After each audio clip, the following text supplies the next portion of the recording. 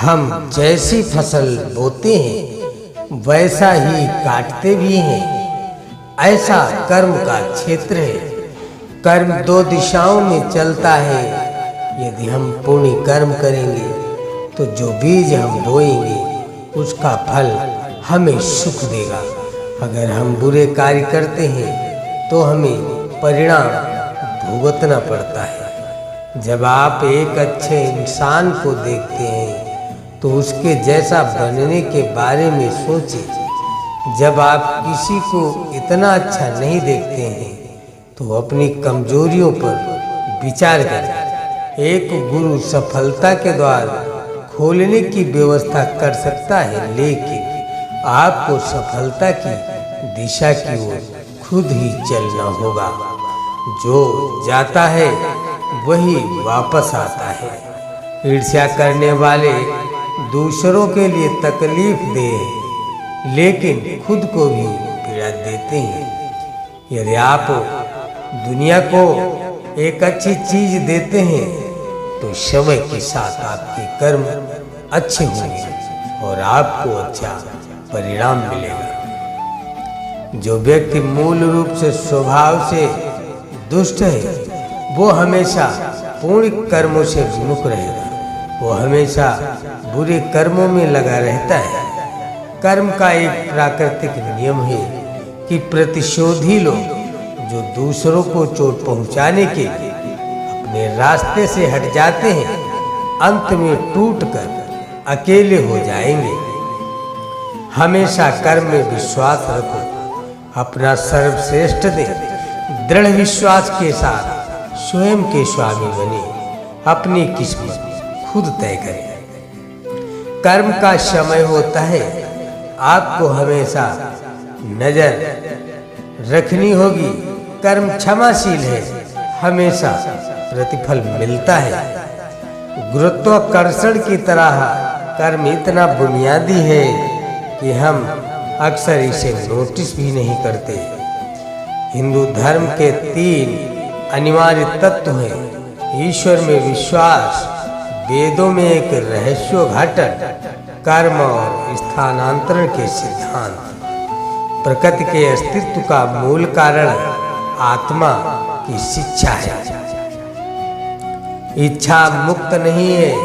ये कारण और प्रभाव से बंधी हुई घटना है, लेकिन इच्छा के पीछे कुछ है जो स्वतंत्र है। हमारे विचार और हमारे कर्म शब्द कर्म जाल के धागे हैं जिन्हें हम अपने चारों ओर फेंक देते हैं। हम अपने ही कर्म से पीड़ित हैं। इसमें ईश्वर का दोष नहीं है। हम जो करते हैं वो हमारी अपनी गलती है और कुछ नहीं। हम किसी को दोष न दें, हम अपने कर्मों का दोष दें। कर्म तो मनुष्य ही करता है। प्रत्येक व्यक्ति के जीवन में एक मिशन होता है जो उसके सभी अनंत अतीत कर्मों का परिणाम होता है। अब असीम साहस और हृदय में अदम्य शक्ति के साथ तीव्र कर्मयोग की आवश्यकता है। तभी देश की जनता जागेगी। मित्र हो या शत्रु, वे सभी उसके हाथों में साधन हैं जो हमें सुख या दुख के माध्यम से अपने कर्मों को पूरा करने में मदद करते हैं। ऐसे में मां सबका भला करे। मृत्यु भी हमारे अच्छे कर्मों को मिटा नहीं सकती। जो पहले बुरे कर्म करता था, लेकिन जो सुधार करता है और अच्छे कर्म बनाता है वो दुनिया को उज्जवल करता है। जैसे चंद्रमा बादल के पीछे से भी दिखाई देता है। सब कुछ दिमाग पर आधारित है। दिमाग से चलता है, दिमाग से बना है। यदि तुम अशुद्ध मन से बोलते और काम करते हो तो दुख तुम्हारे पीछे पीछे आएगा। जैसे बैलगाड़ी के पहिए बैल के पद चिन्हों पर चलते हैं। जैसे कोई फूलों के ढेर से ढेर सारी मालाएं बना सकता है, वैसे ही मनुष्य को जन्म और मृत्यु के अधीन अपने आप को बहुत अच्छे कर्म करने चाहिए। जब कार्रवाई कुछ नहीं से निकलती है तो कोई कर्म नहीं होता है। कर्म का योग ईश्वर है। मेरे विचार से मेमने का जीवन मनुष्य से कम कीमती नहीं है। ये प्रकृति की कृपा है कि हम पिछले जन्म को याद नहीं करते। अगर हम यादों का इतना बड़ा बोझ ढोते तो हमारा जीवन एक बोझ बन जाता। अपने जीवन के प्रत्येक क्षण में आप शारीरिक, मानसिक, भावनात्मक और ऊर्जा के आधार पर क्रिया करते हैं। प्रत्येक क्रिया एक निश्चित स्मृति बनाती है, यही वो कर्म है। कर्म का अर्थ है कि आप अपने जीवन के निर्माता हैं। कर्म योग का अर्थ सेवा नहीं है, इसका अर्थ है कार्यवाही की अनिवार्यता को पार करना। कर्म ही तुम्हारा अस्तित्व और तुम्हारा बंधन है, और यदि आप इसे सही तरीके से संभालते हैं तो आपकी मुक्ति भी हो सकती है। आप जो भी कुछ करते हैं बस जांच लें, क्या यह सब आपके बारे में है, या यह सभी की भलाई के लिए है, या अच्छे और बुरे कर्म के बारे में किसी भी भ्रम को दूर करता है। अतीत में आपने चाहे कितने भी कर्म किए हो, इस क्षण का कर्म हमेशा आपके हाथ में होता है।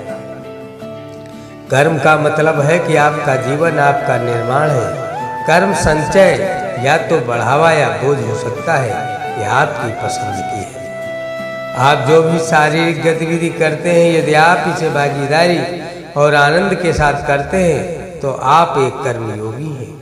चेतन क्रिया से कर्म नहीं होता, प्रतिक्रिया होती है। कर्म कुछ प्रवृत्तियों के माध्यम से कार्य करते हैं, लेकिन थोड़ी जागरूकता और फोकस के साथ आप इसे एक अलग दिशा में आगे बढ़ा सकते हैं। आपके जीवन का हर पल और आपके आसपास होने वाली हर चीज किसी न किसी पिछले कर्म का परिणाम है। केवल मानव जीवन में कर्म से मुक्त होने की क्षमता है, और कर्म से मुक्त होने के कुछ ही लक्ष्य हैं।